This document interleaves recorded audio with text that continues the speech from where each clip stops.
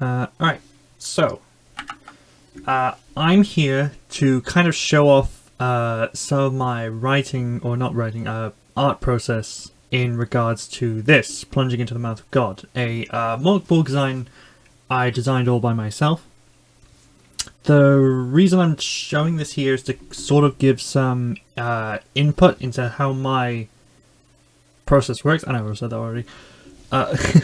But basically to also just say my specific approach when compared to a lot of the tutorials I found. The most concise tutorial that I got a lot of the information on how to do this sort of stuff comes from this video, which is pretty, cut and dry. But the problem I had with this was the reliance on a lot of higher tier sort of software, Photoshop especially. He makes explicit use of I am not skilled in Photoshop, in spite of my aims to do this, but I remember watching this and thinking it was very, very interesting. And well, certainly I can cut out like images, for example. That's easy. But the processes he used, for example, the specific types of filters, I'm not sure how else to describe it, brushes he used to cover over the seams. This is something I am specifically weak in. However, in spite of this, I was able to create a whole PDF with this sort of style in mind.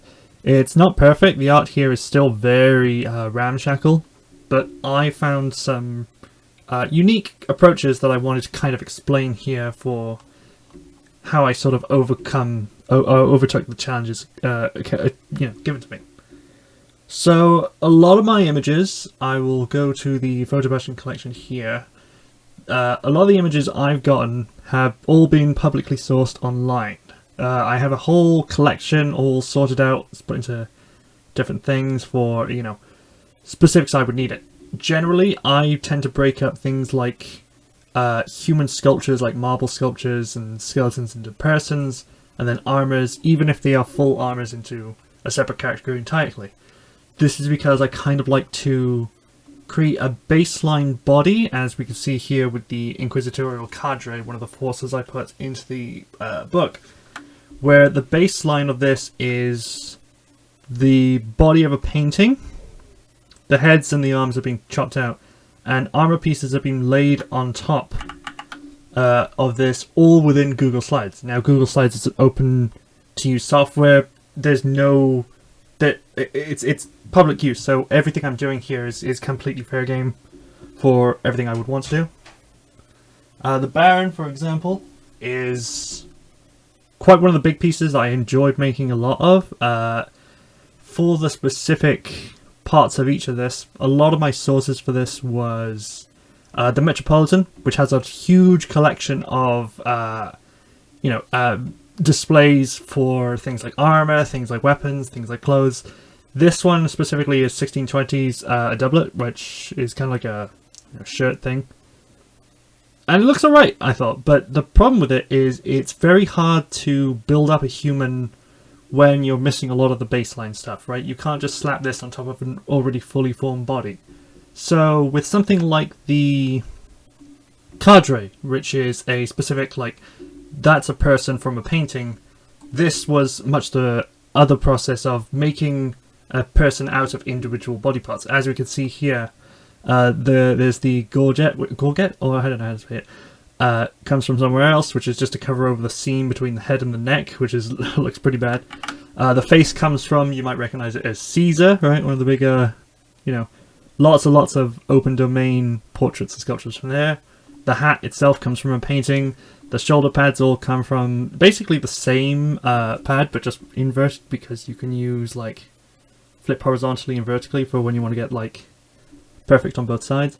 And importantly, a lot of the props I found using for minor stuff, the Metropolitan, as great as its collection is, tends to have a lot of art, obviously. There's very little in regards to when you want to get your hands on just mundane items. A table, for example, or a chair, right? Getting stuff like that was much better to get from RawPixel, which is similarly has a public domain category, Raw Pixel gets its money from you buy a subscription and you get access to more pictures, but legally they are not allowed to own a lot that's on their website because it's public domain. A lot of them is they have like altered version of public domain stuff, but you can just filter by, that's fine. So in order to get some of the mundane items, a stack of coins, for example, would be very hard to find in the Metropolitan selection. Coming to Raw Pixel, cutting this out and putting it on the table here was a lot easier. This worked quite well, I thought. I thought this approach of combining mundane items, royalty free and all that together was good. It allowed me to do some really interesting stuff. This is one of my favorites. This is the Invisible Giants, which if I show in the dock here, it came out very good looking. Primarily, I want to talk now about the filters I use. This is something he also touches here about covering over the seams. In photo bashing, you're basically making a body out of several different parts, right? This was done with obviously a combination of marble sculptures and plastic like casts of arms and stuff. But obviously the colors here are very open out. The Mork style specifically lends itself to this high contrast, very over the top look.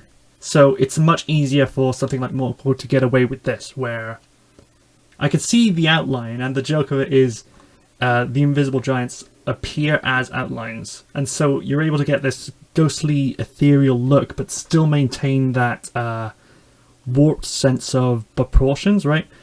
Where in something else, something like D&D, you would probably get a bit more flack for such incorrectly done proportions. This guy is very obviously lopsided. With something like Mork, that can be used as a storytelling device, right? Which I do try to take advantage of in this. I will say my process is not a perfect replication of Mork practices. While certainly they do make use of photo bashing, this is a good example here.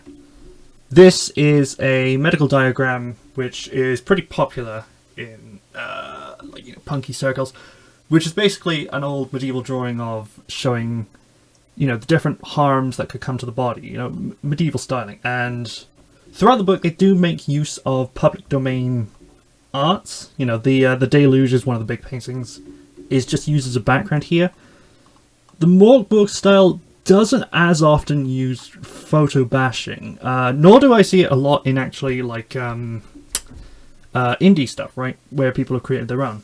Mine is sort of going with a smaller practice of the Mork style, where generally it's a lot more dominated by illustrators, right, where they come up with these beautiful gothic stuff, but everything here is an original piece. There is no photo bashing in this content. Mine is trying to open up and approach this sort of area to give it more stuff. To do this, there was obviously a lot I've said about photo bashing, but there is one specific in which I do. There's this photo bashing comes up constantly. These paint splotches everywhere. Everywhere is covered in paint. Everywhere is covered in flecks. Everywhere is covered in the seams of paint, like a linoleum roller, right? That's everywhere in this book, but not in regards to central pictures. See another scene here. I believe I did this fairly well. This was just you can see it across it through the whole book, you may notice. My process for this was to basically just have a color palette on the left here, leave the paint flecks out right here, and then just copy and paste them as I was writing, right? And in places I liked where they looked, sometimes it is better to have this sort of bold flatness, but I don't know, maybe I should have put more of them in. I'll put that in like a update, but these sort of breakings of color to try to tell more of a have some fun with the paint. I mean, is what I'm trying to say, right? To just have something to do with it, to provide more depth to the page. Everything doesn't need to be flat lines as a lot of Mork content stuff. A lot of Mork content I found tends to take the approach of the, where is it? At the end of the book here, they've got a like additional, here it is. You know, this is the guidebook for one of the campaigns they offer, which is very flat and very bare bones styling. It doesn't experiment with the format in any way, I found. Generally, most stuff falls into this category. Illustrations dominated, you know, flat layouts. With Plunging into the Mouth of God, my emphasis was all on creating that strange styling, right? Reintegrating some of that into it. I don't know, I think it went alright. There would be a lot of things I'd change. I'm going to write that about that for reflection, of course, but my weakness as an artist is not being a very good illustrator, but loving the process of graphic design, right? I love this page so much. I love the look, the dominated red, right? The strangeness of it. It came out quite well, I thought. You know, I think it looks fine. I don't have much else to say here. You know, leave a subscribe, right? You might like the subscribe to the, you know.